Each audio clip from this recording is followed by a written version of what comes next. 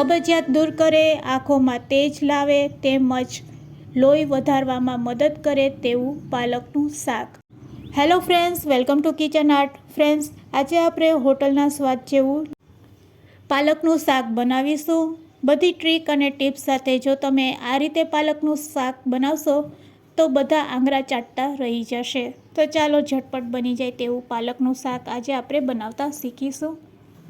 Recipe સારી લાગે તો લાઈક અને શેર કરજો। મારી ચેનલ ઉપર નવા હોય અને મારી ચેનલને હજુ સબસ્ક્રાઈબ ન કરેલ હોય તો સબસ્ક્રાઈબ કરી બાજુનું બેલ બટન દબાવવાનું ભૂલશો નહીં, જેથી કરીને તમને મારા નવા વિડીયોનું નોટિફિકેશન મળતું રહે। તો અહીંયા સૌથી પહેલાં આપણે 2 પણી જેટલી પાલક લેશું અને આ પાલકને આપણે પહેલાં સારી રીતે આ રીતે કટ કરી લેશું। ફ્રેન્ડ્સ, તાજી પાલક હશે તો શાક પણ ખૂબ જ સરસ બનશે। તો આ પાલકને આપણે પહેલાં 2 પાણીથી ધોઈ લેશું। હવે ગેસની ફ્લેમ ચાલુ કરીશું અને એક કઢાઈમાં આ રીતે પાણી લઈ લેશું। પાણી સહેજ ગરમ થાય એટલે બધી પાલક આપણે તેમાં એડ કરી દેશું। ફ્રેન્ડ્સ, માર્કેટમાંથી જ્યારે પાલક લઈ આવીએ છીએ તે વધારે ધૂળવાળી અને ગારાવાળી હોય છે। તો અહીંયા આપણે આ રીતે જો એકવાર ગરમ પાણીમાં તેને સારી રીતે ધોઈ લેશું એટલે તેમાં રહેલી બધી ધૂળ અને ડસ્ટ છે તે દૂર થઈ જશે। તો આ રીતે આપણે નવસેકા પાણીમાં પાલક એડ કરી દેશું અને બસ હવે તેમાં થોડુંક આપણે મીઠું એડ કરશું અને એક વખત આ રીતે હલાવી લેશું। આ રીતે હલાવીને આપણે લો ફ્લેમ ઉપર ફક્ત 5 મિનિટ માટે જ તેને આ રીતે બોઇલ કરશું, જેથી કરીને પાલકનો કલર પણ જળવાઈ રહેશે અને પાલકમાં જે પણ ગુણધર્મો હોય છે તે પણ જળવાઈ રહેશે।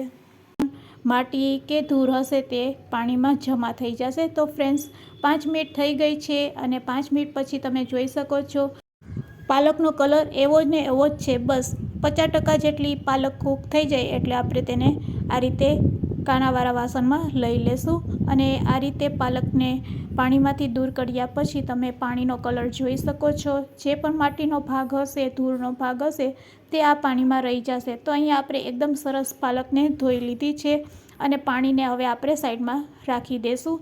તો ચાલો હવે આપણે પાલકને વઘારીશું। તેના માટે આપણે ગેસની ફ્લેમ ચાલુ કરીશું અને એક કઢાઈમાં આપણે 2 ચમચી જેટલું તેલ લેશું। 2 ચમચી જેટલું તેલ ગરમ થઈ જાય એટલે તેમાં આપણે ઝીણું સમારેલું લસણ એડ કરશું 2 ચમચી જેટલું।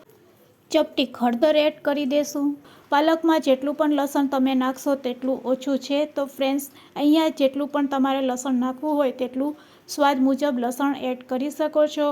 ગેસની ફ્લેમ લો રાખીશું અને લો ફ્લેમ ઉપર જ લસણને આ રીતે ગોલ્ડન બ્રાઉન કલરનું થવા દેશું। લસણ ખાવાના પણ ઘણા ફાયદા છે શિયાળામાં। આ રીતે ગોલ્ડન બ્રાઉન કલરનું લસણ થઈ જાય એટલે તેમાં આપણે ડુંગળી એડ કરશું।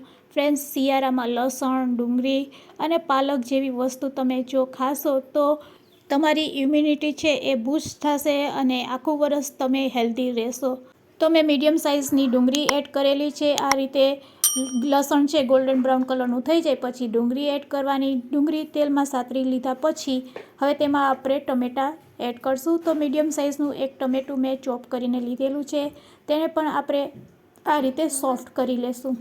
તો હવે તમે જોઈ શકો છો ટમેટાં આપણા સરસ સોફ્ટ થઈ ગયા છે અને આ રીતે ટમેટાં સોફ્ટ થઈ જાય પછી આપણે મસાલા એડ કરવાના છે। તો મેં અહીંયા કાશ્મીરી લાલ મરચું પાવડર અડધી ચમચી, લાલ મરચું પાવડર અડધી ચમચી તીખાશ માટે અને ચપટી હળદર એડ કરશું। અડધી ચમચી જેટલું ધાણાજીરું પાવડર અને હવે મસાલા જેટલું જ અહીંયા આપણે મીઠું એડ કરવાનું છે, કારણ કે આપણે પાલકમાં ઓલરેડી મીઠું નાખેલું છે। તો મસાલા જેટલું જ અહીંયા આપણે મીઠું એડ કરશું અને આ રીતે ચમચાથી સારી રીતે બધા મસાલાને હલાવી લેશું। ફ્રેન્ડ્સ, આ ગ્રેવીને વધારે ટેસ્ટી બનાવવા માટે આપણે એક એવી સિક્રેટ વસ્તુ નાખશું કે આ શાકનો સ્વાદ છે એ 4 ગણો વધી જશે અને જે પણ ખાશે તે પૂછશે કે આ કઈ રીતે બનાવેલ છે।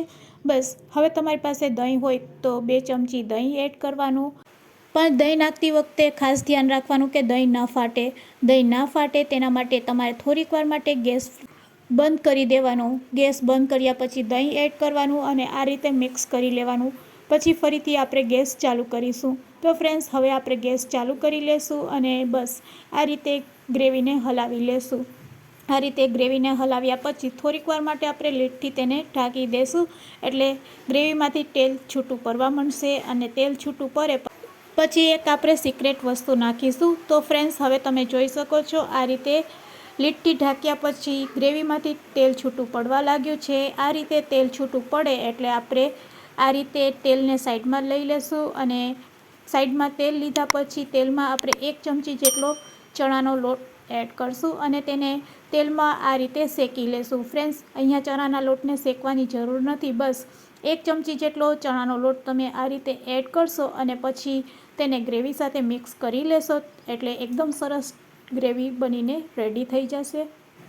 હવે 30 સેકન્ડ માટે તેને આ રીતે ઢાંકી દેશું અને પછી તેને ખોલીશું. તેલ આ રીતે છૂટું પડવા લાગે એટલે તરત જ તેમાં આપણે બાફેલી પાલક છે તે એડ કરી દેશું. ફ્રેન્ડ્સ, આ રીતે જો તમે પાલકનું શાક બનાવશો તો ઓછા તેલમાં ખૂબ જ ટેસ્ટી પાલકનું શાક બનશે. અને અહીંયા આપણી પાલક કૂક થયેલી છે તો બસ આ રીતે આપણે પાલકને હલાવશું અને ગ્રેવી સાથે મિક્સ કરી લેશું. હવે આપણે 50% જ પાલકને પકાવવાની છે તો પાલકને બિલકુલ પાકતા વાર નહીં લાગશે. તો અહીંયા આપણે ફક્ત થોડુંક જ પાણી એડ કરશું. અડધા ગ્લાસ કરતાં પણ ઓછું પાણી એડ કરીને લીડથી તેને ઢાંકી દેશું.